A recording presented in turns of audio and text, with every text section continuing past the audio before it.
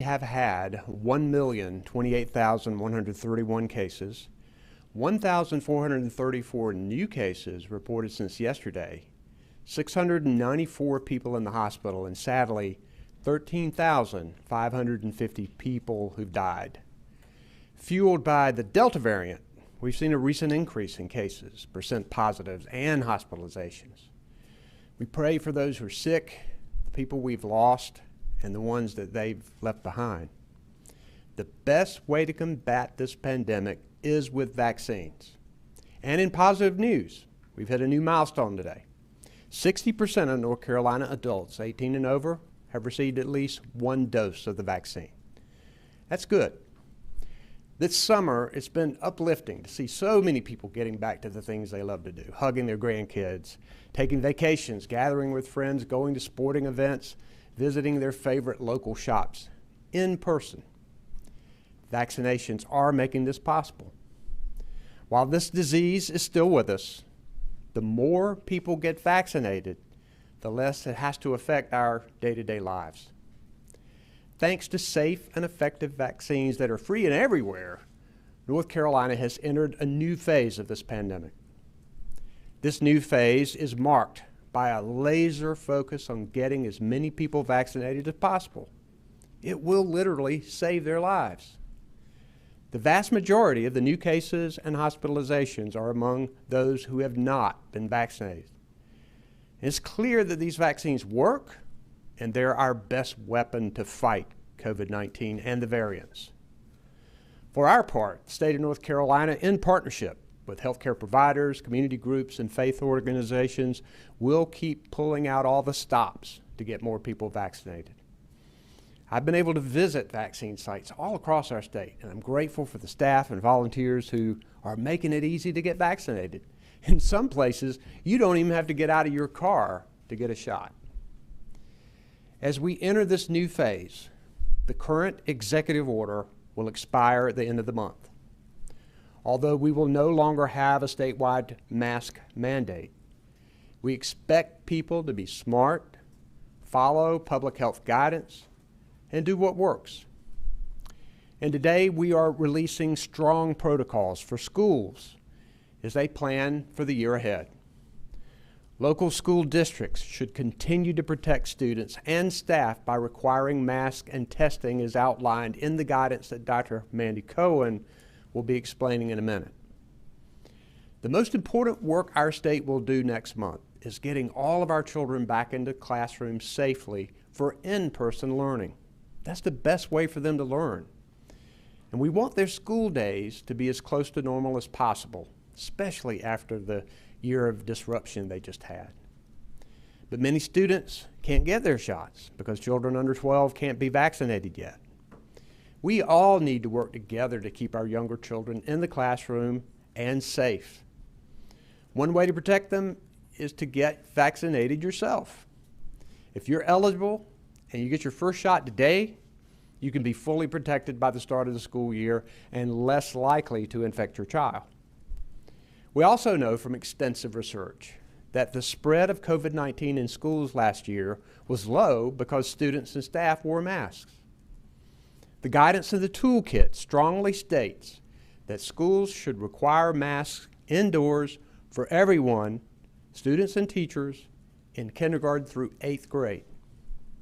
It also directs schools to ensure unvaccinated high school students and teachers wear masks indoors. Studies have shown that masks can slow the spread of this virus among those who are unvaccinated. That hasn't changed. We know masks work.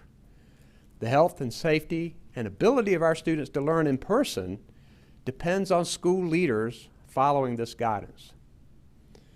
Unfortunately, we've seen our statewide numbers on cases and hospitalizations on the rise over the last 3 weeks. This pandemic is not behind us yet. We will continue listening to experts as we share health recommendations and the tools that people need to stay safe. And if the pandemic worsens and additional action is necessary, we'll take it. The best way to stop this disease from spreading and keeping our numbers down is to get more people vaccinated.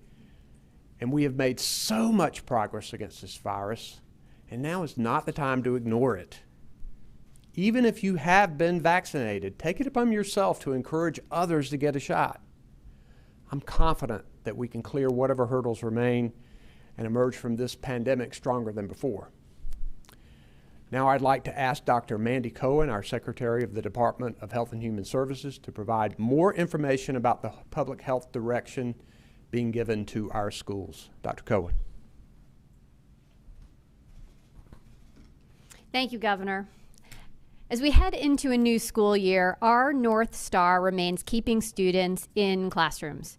We have learned so much about how to keep our kids learning in person and doing it safely. Today, we're releasing an updated Strong Schools Public Health Toolkit aligned with both CDC and the American Academy of Pediatrics guidance, both which urge that everything possible be done to keep students in the classroom. They emphasize that with proper safety prevention measures, the benefits of in-person school outweigh the risks in almost all circumstances. The best COVID protection measure we have is vaccination. Vaccines provide protection from serious illness, COVID-19 related hospitalizations and death, as well as complications from the virus. Rigorous clinical trials among thousands of people ages 12 and older have proven that vaccines are safe and effective, and more than 160 million Americans have been safely vaccinated. However, with only 24% of North Carolinians ages 12 to 17 fully vaccinated, and because anyone under the age of 12 cannot be vaccinated yet, we still have a long way to go. Schools need to use the additional safety protocols outlined in the Strong Schools NC Public Health Toolkit to continue to protect students and staff as we enter the new school year. As the governor said, the toolkit says all schools for kindergarten through 8th grade should require all children and staff to wear masks indoors, regardless of vaccination status. For schools in 9th through 12th grades, schools should ensure that anyone who isn't fully vaccinated, including students, wear a mask indoors. We've also updated quarantine guidance so that we can keep students in school whenever possible, particularly when proper prevention measures like vaccines and masks are used. Anyone who is fully vaccinated and does not have symptoms does not have to quarantine after a close contact with someone who has COVID-19. In addition, unvaccinated students do not have to quarantine after close contact if students were appropriately and consistently wearing masks. The toolkit includes additional measures for schools related to physical distancing, which we've reduced to 3 feet whenever possible. Testing, which is being provided free to schools for students and staff with symptoms, as well as testing for screening. Transportation guidance, cleaning, and other considerations are in the toolkit. Importantly, we also took out a number of protocols we now know through scientific research that don't have benefit, so that schools can really focus on the things that work. The updated toolkit reflects the expertise of the CDC, the American Academy of Pediatrics, and our public health experts on how to keep our kids in person and safe in schools with layered prevention strategies. It's important to note that the need for additional statewide action and changes to the toolkit may be needed over time as we receive new data, watch our COVID trends, and hopefully see vaccinations become available for children under the age of 12 later this year. School leaders should continue to consult with local public health officials for input to make local decisions. Now, as a mom of 2 elementary age students who are too young to be vaccinated and also attend the Wake County Public Schools, I know how hard our educators and school staff have been working. I want to thank North Carolina superintendents, their educators, and school staff who have worked tirelessly throughout the pandemic to keep children safe and learning. One way we can all show our thanks is doing everything we can to end this pandemic. That means get vaccinated right now if you haven't. We are seeing the impact of the very contagious Delta variant of COVID-19, and it's hitting those who are unvaccinated very hard. Cases are up. Hospitalizations are up. The percent of tests that are positive are up. And we know that even people who have a mild case of COVID-19 may struggle with long-term effects, like shortness of breath or chest pain and brain fog. Now, this moment is different than the last time we experienced rising trends. Now, vaccines are widely available across the state, and 60% of North Carolina adults have received at least one dose. We also know 94% of the cases and hospitalizations we have now are in people who are not vaccinated. The Delta variant is formidable, but vaccines are the best way to protect your health. If you've already received a vaccine, talk to your friends and family about why you chose to get vaccinated and share your experience. Don't wait to vaccinate. Go to myspot.nc.gov to find a vaccine location near you. Thank you, Governor.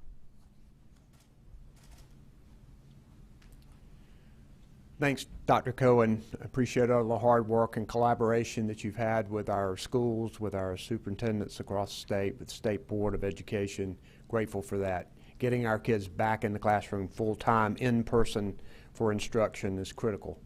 And this health guidance will help schools do it safely. Thanks to these safe and effective vaccines, we can make sure the darkest days of this pandemic are behind us. Now, to turn the final corner of this disease, we need everybody to get a shot. It could save your life and the life of somebody you love. Also with me today is Director of Emergency Management, Will Ray. Lee Williamson is our sign language interpreter. And behind the scenes, Jackie and Yasmin Mativier are our Spanish language interpreters. We will now take questions from the media in the room. If you guys could go to the microphones over there. We'll also probably hit the video for some questions from people who aren't with us today. Governor Cooper, if you're requiring K through 8 to still wear masks, some districts have already indicated that they're not going to follow that mandate. There's just been conjecture. Some have gone to vote. What, in terms of enforcement or any other steps, are you going to take to make sure the mandate is being followed? So at the end of this month, the statewide mask mandate will expire.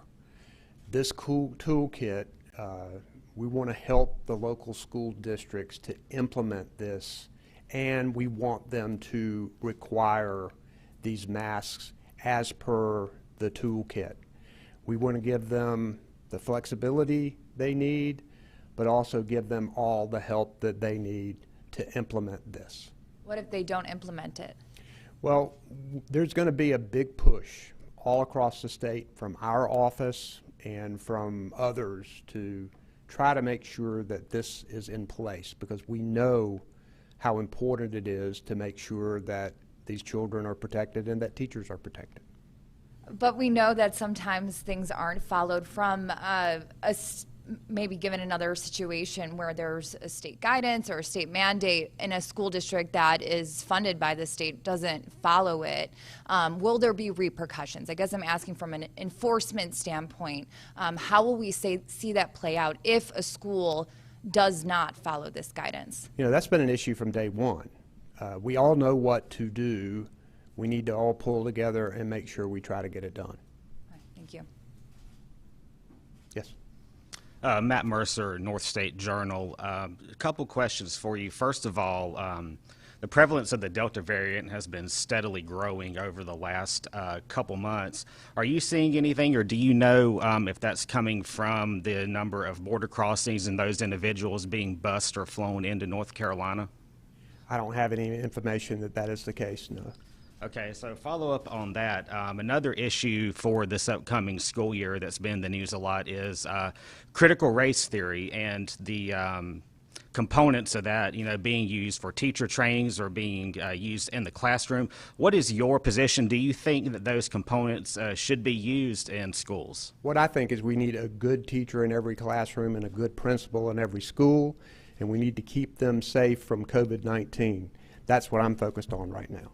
So I take that to mean that you'll also sign the Next bill question. from Senator Berger's office, and assuming that passes the General Assembly? We hadn't seen that legislation come from the General Assembly yet. Yes. Thanks, Governor. Sure. I had two questions on two separate topics for you. We've seen LA County is mandating masks even for unvaccinated people, and the fear is Delta variant surge.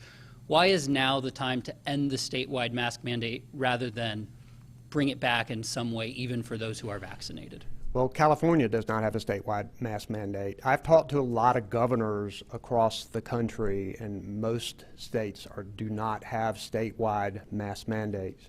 There is, however, strong guidance from the CDC and from the Secretary of Health and Human Services to say that we all should wear masks in certain places, like healthcare facilities, like on public transportation.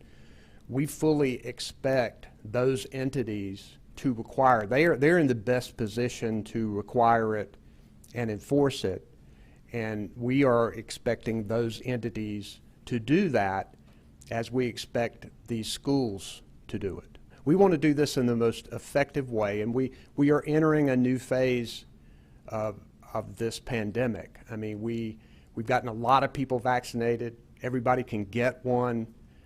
We need to all work together to make sure this is responsible. I should say Brian Anderson with the AP, by the way, for for that. I got that. In 2018, you appointed, forgive me if I'm mispronouncing, it's either Stephen or Stefan Futrell to the Superior Court in District 16A. And we recently reported on a case of him moving to jail an editor after one of his reporters brought in a recorder into the courtroom. I'm curious if you plan on reporting that to the Judicial Standards Commission. We asked your office a couple weeks ago, and we're still looking for a comment from you. So I don't know the situation involving that. I know that our courts should be as open as possible, but I do know that the court has certain rules that it can implement. I'm not familiar with all the facts of that case. Would you encourage courtrooms to be more open and even allowing recording devices, so this isn't even a conversation?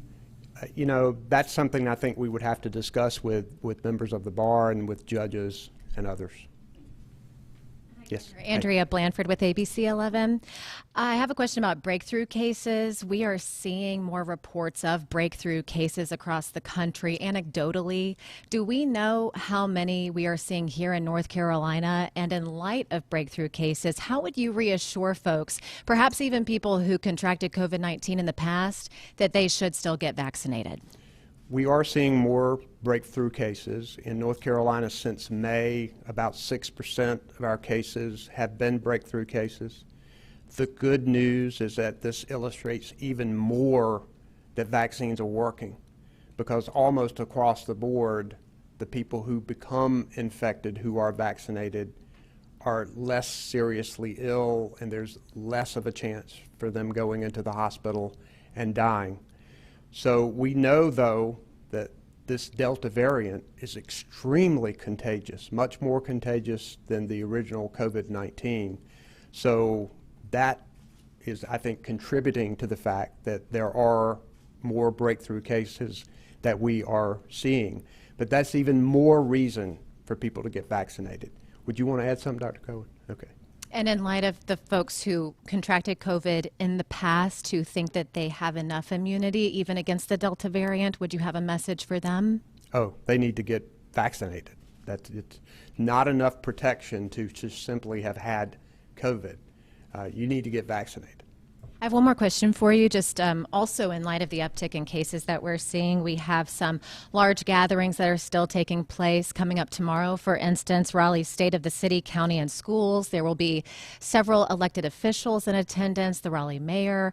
What would your guidance be, and what do you